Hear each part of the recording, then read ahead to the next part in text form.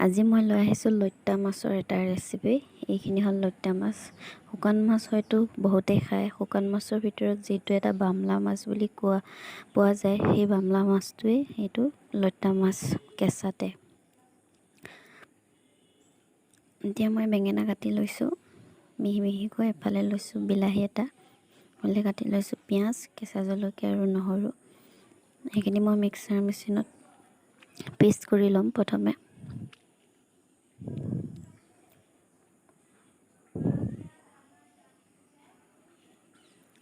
এতিয়া মই এফালে বেঙেনা আৰু বিলাহীখিনিত নিমখ আৰু হালধি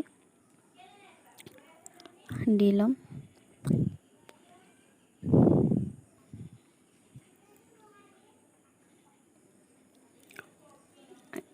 ইয়াত অলপ কেঁচা মিঠাতেলো দি দিব আপোনালোকে।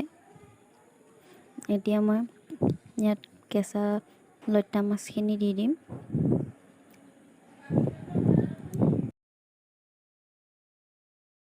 এতিয়া মই এই লইট্টা মাছখিনিত পেষ্ট কৰি লোৱা মছলাখিনি দি দিম।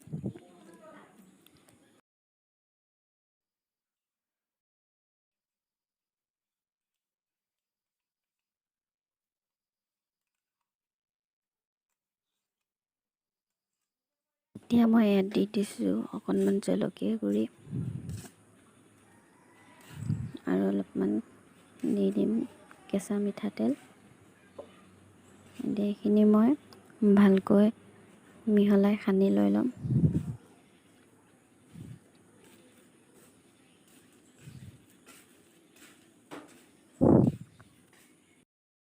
এইখিনি মোৰ সনা হৈ গৈছে। এইখিনি অলপ সময় মই সানি পেলাই থৈ দিম। এতিয়া মোৰ কেৰাহীত তেল দি দিছোঁ। ইয়াত মই সানি লোৱা মাছ আৰু মছলাখিনি একেলগে কেৰাহীত বহাই দি দিছোঁ। বহাই দি গেছটো ল' ষ্টিমত দি এইখিনি মই ঢাকি দিম সিজিবলৈ।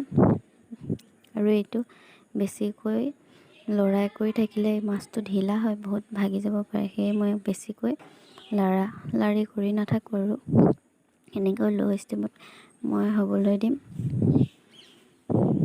এয়া দেখিছে কিছু সময়ৰ পিছত মোৰ মাছখিনি হৈ যাব ধৰিছে।